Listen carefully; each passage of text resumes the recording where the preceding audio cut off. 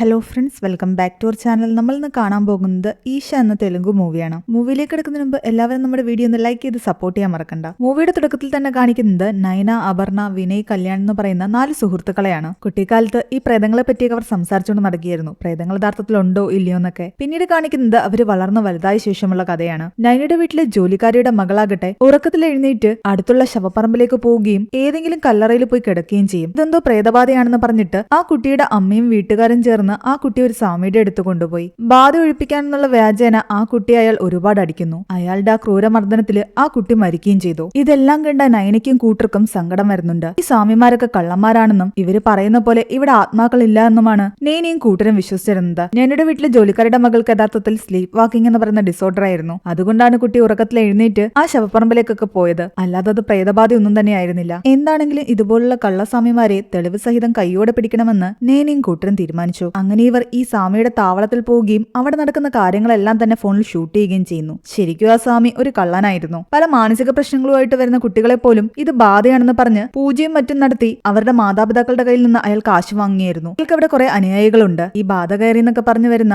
ആൾക്കാരുടെ സ്ഥലത്ത് അടുത്തിടെ മരിച്ച ആൾക്കാരുടെ പേരും വിവരവും ഒക്കെ ഈ സ്വാമി നേരത്തെ കൂട്ടി മനസ്സിലാക്കും. എന്നിട്ട് അവരുടെ ആത്മാവാണ് ഈ പെൺകുട്ടികളുടെ ദേഹത്തും ഇവിടെ വരുന്നവരുടെ ദേഹത്തും ഒക്കെ കയറിയതെന്ന് പറഞ്ഞിട്ട് അത് ഒഴിപ്പിക്കുന്ന രീതിയിൽ വെറുതെ പൂജയൊക്കെ ചെയ്ത് ഇവരുടെ കയ്യിൽ നിന്ന് കാശ് വാങ്ങും. നേനെ അപർണയും ചേർന്നിട്ട് ഇതെല്ലാം തങ്ങളുടെ ഫോണിൽ പകർത്തി പോലീസിൽ അറിയിക്കുകയും ഈ സ്വാമിയെ കൈയോടെ പിടിക്കുകയും ചെയ്തു. അങ്ങനെ ഇതുപോലെ പലയിടങ്ങളിലും പല കള്ളസ്വാമിമാരും ഉണ്ടായിരുന്നു. അവരെ എല്ലാം തന്നെ ഇവർ എക്സ്പോസ് ചെയ്യുന്നു. ചെറുപ്പം മുതലേ നല്ല സുഹൃത്തുക്കളായിരുന്നു 4 പേരും. അതിൽ അപർണയും വിനയും പ്രണയിച്ച് വിവാഹം കഴിച്ചു. അപർണ ഇപ്പോൾ പ്രഗ്നന്റ് ആണ്. കല്യാണാകട്ടെ നേനെ വർഷങ്ങളായിട്ട് പ്രണയിക്കുന്നുണ്ട്. പക്ഷെ ഇതുവരെയും അവളോട് അത് തുറന്നു പറഞ്ഞിട്ടില്ല. അങ്ങനെ ഇവര് ഇതുപോലുള്ള കള്ളസ്വാമിമാരെ എക്സ്പോസ് ചെയ്തുകൊണ്ടിരിക്കുന്നിടയ്ക്ക് പുതിയൊരു സ്വാമിയെ പറ്റിയുള്ള ഡീറ്റെയിൽസ് കൂടി കല്യാണിന് കിട്ടുന്നു. ആദിദേവ് എന്നാണ് അയാളുടെ പേര്. വർഷങ്ങൾക്ക് മുമ്പ് അയാളുടെ ന്യൂറോ സർജൻ ആയിരുന്നു. പക്ഷെ അയാളുടെ വൈഫിന് എന്തോ പ്രേതബാധയൊക്കെ വന്നു എന്ന് പറഞ്ഞ് കുറെ പ്രശ്നങ്ങൾ ഉണ്ടാവുകയും അയാളുടെ വൈഫിന്റെ മരണശേഷം ഇയാൾ നാടുവിടുകയുമായിരുന്നു. ഇപ്പോൾ ഇയാള് ഇവിടെ അടുത്തൊരു ഗ്രാമത്തില് പാതിയൊഴിപ്പിക്കലും മറ്റുമായിട്ട് പോയിക്കൊണ്ടിരിക്കുന്നു. ഡോക്ടറായ അയാള് ഇങ്ങനെ മാറിയെന്ന് ഇവർക്ക് ശരിക്കും ഡൗട്ട് തോന്നുന്നു. അയാളുടെ വൈഫിന് ബാധ കയറി എന്നൊക്കെ പറയുന്ന കുറച്ച് വീഡിയോസ് യൂട്യൂബിലുണ്ടായിരുന്നു. അതെല്ലാം അവരിന്ന് കാണുന്നുണ്ട്. ആദിദേവിന്റെ വൈഫ്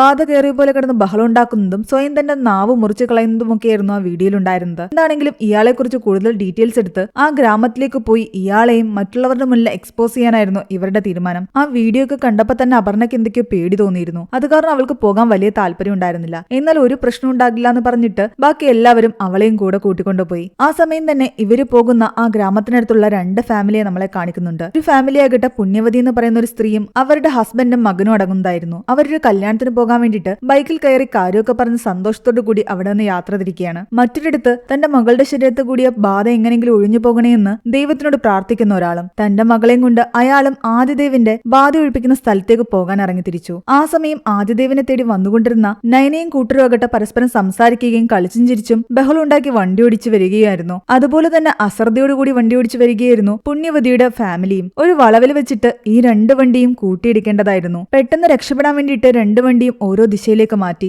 നയനയ്ക്കും കൂട്ടർക്കും ഒന്നും തന്നെ സംഭവിച്ചില്ല. പക്ഷേ പുണ്യവതി ബൈക്കിൽ നിന്ന് തെറിച്ച് താഴെയുള്ള പാറയിലേക്ക് വീണു. ഇതൊന്നും തന്നെ നയനയും കൂട്ടരും അറിയുന്നുണ്ടായിരുന്നില്ല. അവര് നേരെ അവിടെ നിന്നും ആദിദേവന്റെ അടുത്തേക്ക് പോയി. ജീവന് വേണ്ടി പെടയുന്ന ഭാര്യയെ എങ്ങനെ രക്ഷിക്കുമെന്നറിയാതെ നിൽക്കുകയായിരുന്നു പുണ്യവതിയുടെ ഭർത്താവ്. ആ സമയം അവിടേക്ക് മകളുടെ ബാധ ഒഴിപ്പിക്കാൻ വന്ന ആ കുടുംബമാകട്ടെ ഇയാളുടെ നിൽപ്പ് കണ്ട് അയാളെ ഹെൽപ്പ് ചെയ്യാൻ വേണ്ടിയിട്ട് പുണ്യവതിയുടെ അടുത്തേക്ക് ചെല്ലുന്നു. എന്നാൽ ആ സ്ത്രീക്ക് ചെറിയൊരു ജീവൻ മാത്രമേ ബാക്കിയുണ്ടായിരുന്നുള്ളൂ. രക്ഷിക്കാൻ ചെന്ന ആളുടെ കണ്ണിലേക്ക് നോക്കിക്കൊണ്ടാണ് ഇവർ മരിക്കുന്നത്. ഒരുപാട് സങ്കടത്തോടു കൂടി അയാളെ തന്റെ മകളെയും കൂട്ടി ആദിദേവിന്റെ അടുത്തേക്ക് പോയി. പുണ്യവതിയുടെ ഭർത്താവ് ഭാര്യയെ നഷ്ടപ്പെട്ട ദുഃഖത്തിൽ അവിടെ തന്നെ ഇരിക്കുകയായിരുന്നു. മകളുടെ ബാധ ഒഴിപ്പിക്കാൻ അയാൾ ആദിദേവിന്റെ അടുത്ത് എത്തിയപ്പോഴേക്കും നയനയും കൂട്ടരും അവിടെ വന്നിട്ടുണ്ടായിരുന്നു. അവർ ദൂരെ നിന്ന് ഇവിടെ നടക്കുന്ന കാര്യങ്ങളൊക്കെ ശ്രദ്ധിക്കുകയാണ്. എന്നാൽ ആദിദേവ് എല്ലാവർക്കും ബാധയാണെന്ന് പറയുന്നില്ല. ഓരോരുത്തരെയും അയാൾ പരിശോധിക്കുന്നു. ഒരു ചെറിയ ചോറിന്റെ ഉരുള ഓരോരുത്തരുടെയും വായിൽ വെച്ചു കൊടുക്കുന്നു. ബാധയുണ്ടെന്ന് പറയുന്ന പെൺകുട്ടികൾ അതിന്റെ ഒരു സൈഡ് കഴിക്കും. അതിനുശേഷം അയാൾ അത് നടുകെ പിളർത്തി നോക്കുമ്പോൾ അതിനുള്ളിൽ പ്രശ്നമൊന്നുമില്ലെങ്കിൽ ആ കുട്ടികൾക്ക് ബാധയൊന്നുമില്ല, ഇത് വേറെന്തോ അസുഖമാണ്, നിങ്ങൾ കൊണ്ടുപോയി ഡോക്ടറെ കാണിക്കാനാണ് പറയുന്നത്. മറിച്ച് അങ്ങനെ പിളർത്തി നോക്കുമ്പോൾ ചോറിന്റെ ഉള്ളില് പുഴുണ്ടെങ്കിൽ അത് ബാധ തന്നെയാണെന്ന് അയാൾ ഉറപ്പിക്കും. അങ്ങനെ ആ ബാധ ഒഴിപ്പിക്കാനുള്ള കർമ്മങ്ങളും അയാൾ ചെയ്യും. അതായിരുന്നു അയാളുടെ രീതി. ഒരു ന്യൂറോ സർജൻ ആയതുകൊണ്ട് തന്നെ തന്റെ മുന്നിൽ വന്നു നിൽക്കുന്ന ആൾക്കാർക്ക് അസുഖമാണോ അതോ പ്രേതബാധയാണോ എന്ന് മനസ്സിലാക്കാൻ അയാൾക്ക് സാധിക്കുമായിരുന്നു. അങ്ങനെ ഇപ്പൊ ഇവിടേക്ക് വന്ന അയാളും തന്റെ മകളെ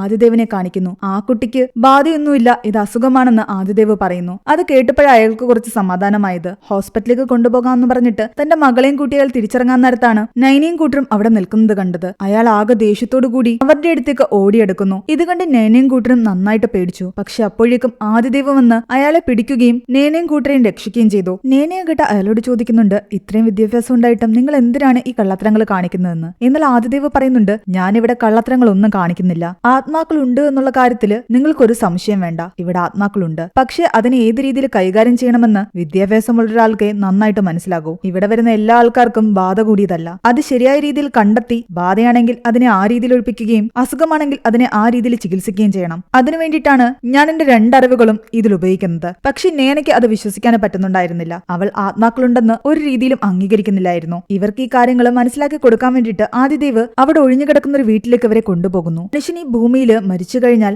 നമ്മളുടെ ശരീരം മാത്രമേ ഇല്ലാതാകുന്നുള്ളൂ. ആത്മാവ് അപ്പോഴും അലഞ്ഞു തിരിഞ്ഞു നടക്കും. നാള് കഴിയുമ്പോൾ ഈ ഭൂമിയിൽ നിന്ന് പോകുകയും ചെയ്യും. എന്നാൽ അങ്ങനെ പോകാതെ നിൽക്കുന്ന ചില ആത്മാക്കളുണ്ട്. അതുപോലെ തന്നെ ചില സ്ഥലങ്ങൾക്കും ഇങ്ങനത്തെ പ്രശ്നങ്ങളുണ്ട്. അങ്ങനൊരു സ്ഥലമാണ് ഈ വീടും. ഈ വീട് പണിതുകൊണ്ടിരിക്കുമ്പോൾ ഇതിന്റെ മേസ്തിരി കൂടെ ഉണ്ടായിരുന്ന 2 ജോലിക്കാരെ തലക്കടിച്ചു കൊന്നു. എന്നിട്ട് അയാളും മരിച്ചു. ഈ വീട്ടിൽ താമസിക്കാൻ വന്ന കുടുംബനാഥനാകട്ടെ തന്റെ ഭാര്യയും മക്കളെയും കൊന്നിട്ട് ആത്മഹത്യ ചെയ്തു. അങ്ങനെ ആൾക്കാർക്ക് ഈ വീട്ടിൽ താമസിക്കാൻ പേടിയായി. കുറച്ചുനാൾ കഴിഞ്ഞിട്ട് ഒരാൾ ഇത് റിസോർട്ട് ആക്കാൻ തീരുമാനിച്ചു. ആൾക്കാരുടെ പേടി മാറ്റാൻ വേണ്ടിയിട്ട് അന്ന് രാത്രി അയാളും കുടുംബം ഇവിടെ താമസിച്ചു. അയാളും നേരത്തെയുള്ളവർ ചെയ്തതുപോലെ തന്നെ അയാളുടെ ഫാമിലിയെ കൊന്ന ശേഷം ആത്മഹത്യ ചെയ്യുകയായിരുന്നു. അതിനുശേഷം ഈ വീട് ഇങ്ങനെ തന്നെ കിടക്കുകയാണ്. ഈ സ്ഥലം ആത്മാക്കൾക്ക് ഇഷ്ടപ്പെട്ട സ്ഥലമാണ്. അതുകൊണ്ടായിരിക്കാം ആ ആത്മാക്കള് ഇവിടെ മനുഷ്യന്മാര് വരുന്നത് അനുവദിക്കാത്തത്. അവിടെയെല്ലാം തന്നെ പല രീതിയിലുള്ള കളങ്ങളും അയാൾ വരച്ചിട്ടുണ്ടായിരുന്നു. ഇതെന്തിനാണെന്ന് ചോദിക്കുമ്പോൾ ഇവിടോട്ട് വരുമ്പം നമുക്ക് വേറെ പ്രശ്നങ്ങളൊന്നും ഇല്ലാതെ സേഫ് ആയിട്ട് ഇരിക്കാൻ വേണ്ടിയാണ് താൻ ഇത് ചെയ്തതെന്ന് ആദിദേവ് പറയുന്നു. ആത്മാക്കൾ ഇല്ലാന്ന് തർക്കിച്ചുകൊണ്ടിരുന്ന നേനയ്ക്കും കൂട്ടർക്കും അയാളൊരു അവസരം കൊടുക്കുകയായിരുന്നു. ഇവിടെ താമസിച്ചു കഴിഞ്ഞാൽ നിങ്ങൾക്ക് മനസ്സിലാകും ആത്മാക്കളുണ്ടെന്ന്. അങ്ങനെ അവർ ആ ചലഞ്ച് ഏറ്റെടുത്ത് 3 ദിവസം അവിടെ താമസിക്കാൻ തീരുമാനിച്ചു. ഇവരുടെ സേഫ്റ്റിക്കായിട്ടാണ് അവിടെ പല കളങ്ങളും വരച്ചിട്ടിരിക്കുന്നത്. ആ ഒരു ഏരിയ വിട്ട് പുറത്തേക്ക് പോകരുതെന്നും പ്രശ്നങ്ങൾ ഉണ്ടാകുമെന്നും ആദിദേവ് പറയുന്നു. അപർണയ്ക്കാകട്ടെ ആ സ്ഥലം കണ്ടിട്ട് തന്നെ പേടിയാകുന്നുണ്ടായിരുന്നു. അവിടെ നിൽക്കാൻ അവൾക്ക് താല്പര്യം ഉണ്ടായിരുന്നില്ല. എന്നാൽ ബാക്കിയുള്ളവർ നിർബന്ധിച്ച കാരണം അവളും അവിടെ നിൽക്കുന്നു. അവരെ വീടിനുള്ളിലേക്ക് വിട്ട ശേഷം ആദിദേവും കൂട്ടരും അവിടെ നിന്ന് പോയി. അവർ ആ വീടിന്റെ ഓരോ ഭാഗങ്ങളും നോക്കിയായിരുന്നു. ആ സമയം അപർണയ്ക്ക് ആ മേസ്ത്രി അവിടെ നിന്ന് തന്റെ ജോലിക്കാരനെ കൊല്ലുന്നതായിട്ടും ആ ഗൃഹനാഥൻ ആത്മഹത്യ ചെയ്യുന്നതായിട്ടും ഒക്കെ അവളുടെ കണ്ണിൽ കാണുന്നു. ഇതെല്ലാം തോന്നലാണെന്ന് അവൾക്ക് മനസ്സിലായി. വിനയോട് ഇതിനെപ്പറ്റി പറഞ്ഞുകൊണ്ട് നിൽക്കുന്ന സമയത്ത് അവൾക്ക് വല്ലാത്തൊരു സ്മെല്ല് കിട്ടുന്നുണ്ടായിരുന്നു. സ്കിൻ കരിയുന്ന പോലൊരു മണമായിരുന്നു അത്. എന്നാൽ വിനയ് പറയുന്നുണ്ട് തനിക്ക് അങ്ങനെയൊന്നും തോന്നുന്നില്ല എന്ന്. കുറെ കാലമായിട്ട് അടച്ചിട്ടിരുന്ന വീടല്ലേ, ഇവിടെ പലതരത്തിലുള്ള സ്മെല്ലുകളും കാണും. അതുകൊണ്ട് തോന്നുന്നതായിരിക്കും എന്നാണ് അവർ ആദ്യം വിചാരിച്ചത്. കല്യാണൻ നേനിയാകട്ടെ ആ സ്ഥലം വിട്ടിട്ട് പുറത്തോട്ട് നടന്നിട്ടുണ്ടായിരുന്നു. ആ സമയം ഒരു വവ്വാല് ഇവരെ തന്നെ ശല്യം ചെയ്യുന്നുണ്ട്. കുറച്ചു കഴിഞ്ഞപ്പോഴേക്കും അത് പോയി ഒരു മരത്തിലിടിച്ച് മരിക്കുകയും ചെയ്തു. ആകാശത്ത് സൂര്യനെ മറ്റൊരു രീതിയിൽ അവർ കാണുന്നു. ഇതൊക്കെ എന്താണെന്ന് അവർക്ക് മനസ്സിലായില്ല. ഇതൊക്കെ കാണുമ്പോഴും ഇതൊക്കെ ഒരു തോന്നലായിരിക്കും. ഒരിക്കലും അയാൾ പറഞ്ഞ പോലെ ഇവിടെ ബാധയൊന്നും ഇല്ലെന്ന് തന്നെയായിരുന്നു അവർ വിശ്വസിച്ചിരുന്നത്. അതേസമയം ഇവരെ ഉപദ്രവിക്കാൻ ശ്രമിച്ചില്ലേ, ആ ആളെ ആദിദേവ് അവിടെ പൂട്ടിയിട്ടിട്ടുണ്ടായിരുന്നു. അയാളുടെ ശരീരത്തിൽ ഒരു ബാധയുണ്ടെന്ന് ആദിദേവിന് മനസ്സിലായിട്ടുണ്ടായിരുന്നു. ആ ആത്മാവിനോട് അയാൾ സംസാരിച്ചപ്പോഴാണ് അയാൾക്ക് മനസ്സിലാകുന്നത് അത് പുണ്യവതിയാണെന്ന്. നയനയും കൂട്ടരും വരുന്ന വഴിക്ക് ആക്സിഡന്റായി മരിച്ച അതേ പുണ്യവതി തന്നെ. പുണ്യവതി മരിക്കുന്നതിന് മുമ്പ് ഇയാളെയാണല്ലോ അവസാനമായിട്ട് കണ്ടത്. ആ സമയം അയാളുടെ ശരീരത്തിലേക്ക് ആ ആത്മാവ് കയറുകയായിരുന്നു. ഇയാളെ ഉപയോഗിച്ച് നയനയോടും കൂട്ടരോടും പകരം ചോദിക്കാനായിരുന്നു പുണ്യവതിയുടെ ആത്മാവിന്റെ തീരുമാനം. അതിന് ആദിദേവ് എതിർക്കുകയാണെങ്കിൽ ആദിദേവിനെയും കൊല്ലുമെന്ന് ആ ആത്മാവ് ഭീഷണിപ്പെടുത്തുന്നു. തൽക്കാലം ആത്മാവ് കയറി അയാളെ ആദിദേവ് അവിടെ കെട്ടിയിടുന്നു. രാത്രിയിൽ ഉറങ്ങിക്കിടന്ന അപർണയ്ക്കാകട്ടെ വീണ്ടും ഹ്യൂമൻ സ്കിന്ന് കരിയുന്ന ആ മണം കിട്ടുകയാണ്. അവൾ അസ്വസ്ഥമായിട്ട് അവിടെ നിന്ന് എഴുന്നേറ്റൊന്ന് നടന്നു. തിരിഞ്ഞു നോക്കിയപ്പോൾ അവൾ കാണുന്നത് തന്നെ പോലെ തന്നെ ഇരിക്കുന്ന ഒരു രൂപം വിനയുടെ അടുത്ത് ഇരിക്കുന്നതാണ്. പക്ഷേ ആ ശരീരം മുഴുവൻ കത്തിക്കരിഞ്ഞിട്ടുണ്ടായിരുന്നു. അതായത് താൻ തന്നെ കത്തിക്കരിഞ്ഞ രീതിയിൽ ഇരിക്കുന്നതായിട്ടാണ് അവൾ കാണുന്നത്. പേടിച്ച് നിലവിളിച്ച് അവളുടെ അടുത്തേക്ക് കല്യാണൻ നേനയും വരുന്നു. വിനയും ഞെട്ടി ഉണരുന്നുണ്ട്. കണ്ട കാര്യങ്ങളെല്ലാം അവള് പറയുന്നു. പക്ഷെ എല്ലാം അവളുടെ തോന്നലായിരിക്കുമെന്നാണ് മറ്റുള്ളവർ പറയുന്നത്. വീണ്ടും എല്ലാവരും ഉറങ്ങാൻ പോയി. എന്നാൽ പോകുന്ന വഴിക്ക് കല്യാണം നേനയോട് പറയുന്നുണ്ട് എനിക്കും ഇടയ്ക്കിടയ്ക്ക് എന്തോ കരിയുന്ന പോലെ സ്മെല്ല് കിട്ടുന്നുണ്ടെന്ന്. ഈ വീടിന്റെ സ്മെല്ലായിരിക്കും എന്ന് പറഞ്ഞിട്ട് നേന കിടക്കാൻ പോയി. കുറച്ചു കഴിഞ്ഞപ്പോൾ നേനയ്ക്കും ആ സ്മെല്ല് കിട്ടുന്നുണ്ടായിരുന്നു. അവൾ ചെറുതായിട്ടൊന്ന് പേടിച്ച് അവിടെ നിന്ന് എഴുന്നേറ്റ് ചുറ്റും നോക്കുന്നു. ആ സമയം കണ്ണാടിയിൽ അവൾ തന്റെ രൂപം കാണുന്നുണ്ടായിരുന്നില്ല. ഇതെന്താ ഇങ്ങനെയെന്ന് ചിന്തിച്ച് കണ്ണാടിയുടെ അടുത്തേക്ക് പോയതും പെട്ടെന്ന് അവളെ തന്നെ കാണുന്നു. പക്ഷെ ആ ശരീരം മുഴുവൻ ചോര പുരണ്ടിട്ടുണ്ടായിരുന്നു. കുറച്ചു കഴിഞ്ഞപ്പോഴേക്ക് അത് അവിടെ നിന്ന് പോവുകയും ചെയ്തു. ഇതെല്ലാം തന്നെ തോന്നലാണെന്ന് തന്നെ വിശ്വസിക്കാനായിരുന്നു നേനയ്ക്ക് ഇഷ്ടം. എന്താണെങ്കിലും ആ സ്മെല്ല് വരുന്നത് എന്താണെന്ന് കണ്ടെത്താൻ അവൾ വിനയം വിളിച്ച് ആ വീടിന്റെ പലയിടങ്ങളിലും നോക്കുമ്പോൾ ഒരിടത്ത് എന്തോ പൂജ നടത്തിയിരുന്ന പോലെ കല്ലുകൾ കൂട്ടിവെച്ചിരിക്കുകയും അതിലെന്തോ കത്തിക്കരിഞ്ഞുകൊണ്ടിരിക്കുന്നത് കാണുകയും ചെയ്യുന്നു. ഇതിൽ നിന്നാണ് സ്മെല്ല് വരുന്നതെന്നാണ് അവര് കരുതുന്നത്. അന്ന് രാത്രി എങ്ങനെയോ കഴിച്ചുകൂട്ടി. പിറ്റേന്ന് രാവിലെ ആദിദേവ് എത്തിയപ്പോൾ നേന അയാളോട് വഴക്കിടുന്നു. നിങ്ങൾ ശരിക്കും ഞങ്ങളെ ഹാലുസിനേറ്റ് ചെയ്യിപ്പിക്കുകയായിരുന്നു എന്നാണ് അവള് പറയുന്നത്. അവിടെ എന്താണ് നിങ്ങൾ കത്തിച്ചിട്ടിരുന്നത്? അതിൽ നിങ്ങൾ ഡ്രഗ്സ് യൂസ് ചെയ്തിട്ടുണ്ടായിരുന്നു. അതുകൊണ്ടാണ് ഞങ്ങൾ എല്ലാവരും ഒരേപോലെ ഹാലുസിനേറ്റ് ചെയ്തത്. പലതും കാണുന്നതായിട്ട് തോന്നിയത്. അല്ലാതെ അവിടെ പ്രേതങ്ങളൊന്നുമില്ല. നിങ്ങൾ കള്ളത്തരം കാണിച്ചതാ. എന്നാൽ ആദിദേവ് പറയുന്നുണ്ട് ഞാൻ അവിടെ കത്തിച്ചിട്ടിരുന്നത് സാമ്പ്രാണി മാത്രമാണ്. അതിൽ നിന്ന് നിങ്ങൾക്ക് ഈ പറഞ്ഞ പോലെ സ്മെല്ലൊന്നും വരില്ല. അത് നിങ്ങളുടെ സേഫ്റ്റിക്ക് വേണ്ടിയാണ് കളങ്ങൾ വരച്ചതും പൂജ നടത്തിയതും ഒക്കെ. അല്ലാതെ ഈ പറയുന്ന ഡ്രഗ്സ് ഒന്നും അതിൽ യൂസ് ചെയ്തിട്ടില്ല. അയാൾ പറയുന്നത് നയനയ്ക്ക് അങ്ങോട്ട് വിശ്വാസം വന്നില്ല. അവള് പറയുന്നുണ്ട് ഇന്ന് രാത്രി ഒരു കാര്യം ചെയ്യ്, നിങ്ങൾ പോകുന്നതിന് മുമ്പ് ഇവിടെ വരച്ചിട്ടിരിക്കുന്ന കളങ്ങളും മായ്ച്ചു കളയണം, അവിടെ എരിഞ്ഞുകൊണ്ടിരിക്കുന്ന കല്ലും കടത്തണം. അതൊന്നുമില്ലാതെ ഞങ്ങൾ ഇവിടെ നിന്ന് നോക്കട്ടെ, അപ്പോ അറിയാലോ ഇവിടെ യഥാർത്ഥത്തിൽ പ്രേതമുണ്ടോ ഇല്ലയോ എന്നൊക്കെ.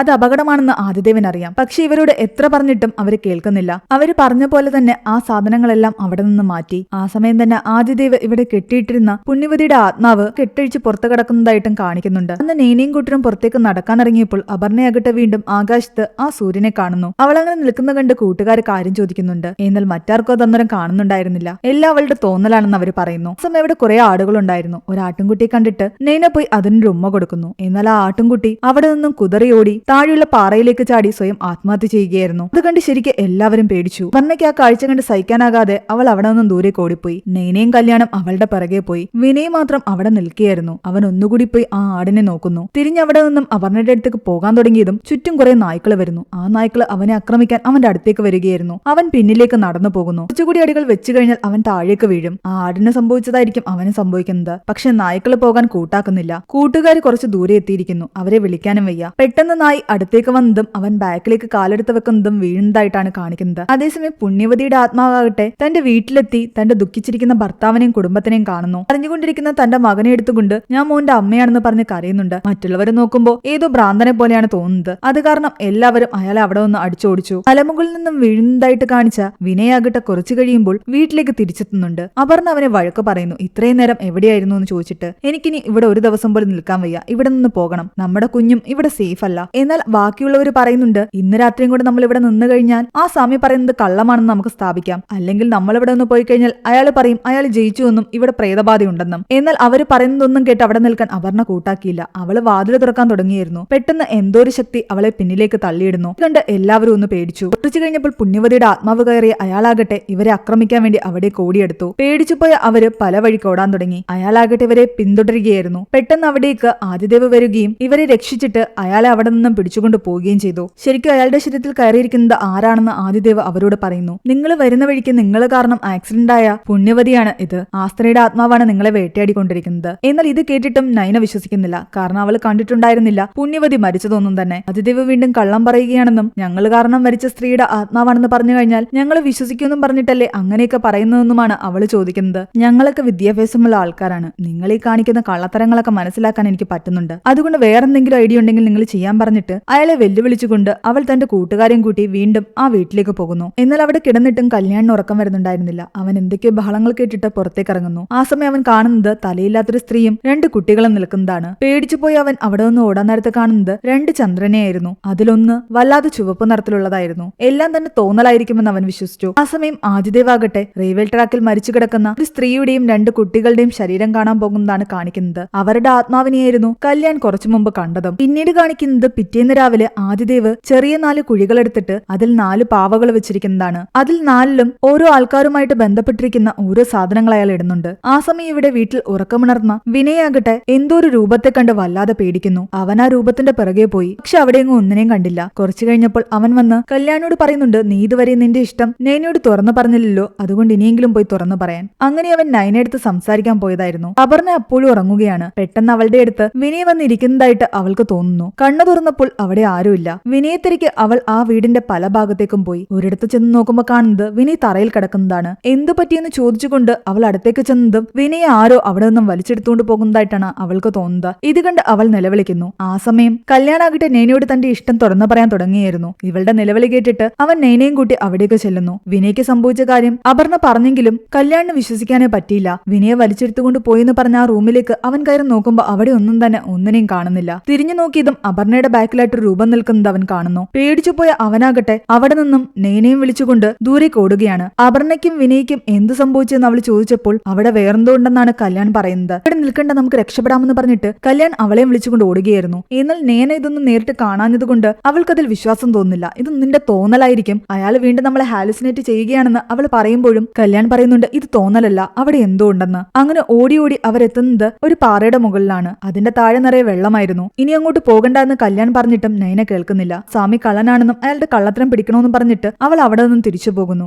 ആ സമയം കല്യാണിന്റെ ബാക്കിലായിട്ട് ആ രൂപത്തിനെ അവൻ കാണുന്നുണ്ട്. കുറച്ചു കഴിയുമ്പോൾ കല്യാൺ തെറിച്ച് വെള്ളത്തിലേക്ക് വീഴുന്നതാണ് നൈന കാണുന്നത്. അവനെ രക്ഷിക്കാൻ ഒരു വഴിയുമില്ലാതെ അവൾ കരഞ്ഞുകൊണ്ട് നിൽക്കുകയായിരുന്നു. ആ സമയത്താണ് അവിടേക്ക് ആദിദേവ് വരുന്നത്. കല്യാൺ പറഞ്ഞ പോലെ എന്തോ പ്രശ്നമുണ്ടെന്ന് നൈനയ്ക്കും ആ സമയം തോന്നാൻ തുടങ്ങി. അത് കാരണം അവള് അയാളുടെ കാല് പിടിച്ച് കല്യാണിനെ രക്ഷിക്കാൻ പറയുന്നു. എന്നാൽ അയാളാകട്ടെ കുറച്ച് ഭസ്മം എടുത്ത് ആ വെള്ളത്തിലേക്ക് എറിയുകയാണ് ചെയ്യുന്നത്. കല്യാണിനെ രക്ഷിക്കാൻ പറഞ്ഞപ്പോൾ നിങ്ങൾ ഭസ്മം എറിയുന്നത് എന്തിനാന്ന് ചോദിച്ചിട്ട് നയന പ്രശ്നം ഉണ്ടാക്കുമ്പോൾ അയാൾ പറയുന്നുണ്ട്, നിന്റെ കല്യാൺ മരിച്ചിട്ട് 3 ദിവസം കഴിഞ്ഞിരിക്കുന്നു. അത് കേട്ടതും നയന ഞെട്ടി. കല്യാൺ മാത്രമല്ല, നീ ഉൾപ്പെടെ എല്ലാവരും ആത്മാക്കളാണ്. നിങ്ങൾ എല്ലാവരും ആ ആക്സിഡന്റിൽ മരിച്ചുപോയി. ഇയാളെ തന്നെ പറ്റിക്കാനാണ് ഇത് പറയുന്നതെന്ന് നയന കരുതുന്നു. എന്നാൽ അയാൾ പറയുന്നുണ്ട്, ഒന്നുകൂടി നീ ചിന്തിച്ചു നോക്കിയാൽ മതി. ആ ആക്സിഡന്റിൽ നിന്ന് നിങ്ങൾ രക്ഷപ്പെട്ടിട്ടില്ല. അപ്പോഴാണ് ആ ഫ്ലാഷ് ബാക്ക് കാണിക്കുന്നത്. പുണ്യവതിയുടെ കുടുംബം സഞ്ചരിച്ച ബൈക്കുമായിട്ട് ഇവരുടെ വണ്ടി ഇടിക്കാതിരിക്കാൻ വേണ്ടിയിട്ട് ഇവർ വണ്ടി വെട്ടിച്ചിട്ടുണ്ടായിരുന്നല്ലോ. നിയന്ത്രണം കിട്ടാതെ ആ വണ്ടി താഴെയുള്ള കൊക്കയിലേക്ക് മറിഞ്ഞിട്ടുണ്ടായിരുന്നു. തൽക്ഷണം ഇവർ 4 പേരും മരിച്ചിരുന്നു. ആത്മാക്കളാണെന്ന് പോലും അവർ തിരിച്ചറിഞ്ഞില്ല. അതുകൊണ്ടാണ് അവർ ആ സൂര്യനെ കണ്ടതും പല രീതിയിലുള്ള ഭ്രമങ്ങൾ അവർക്ക് തോന്നിയതും. 4 കുഴികളെടുത്ത് പാവകൾ വെച്ചിട്ട് ഇയാൾ അവസാനമായിട്ട് ഇവർക്ക് കർമ്മങ്ങൾ ചെയ്യുകയായിരുന്നു. മരിച്ചുപോയ ഇവരുടെ 4 ബോഡികളിൽ നിന്നും കണ്ടെത്തിയ സാധനങ്ങൾ വെച്ചിട്ടായിരുന്നു അയാൾ കർമ്മങ്ങൾ ചെയ്തുകൊണ്ടിരുന്നത്. മരിച്ചു കഴിഞ്ഞിട്ടും കുറച്ച് ദിവസങ്ങൾ കൂടി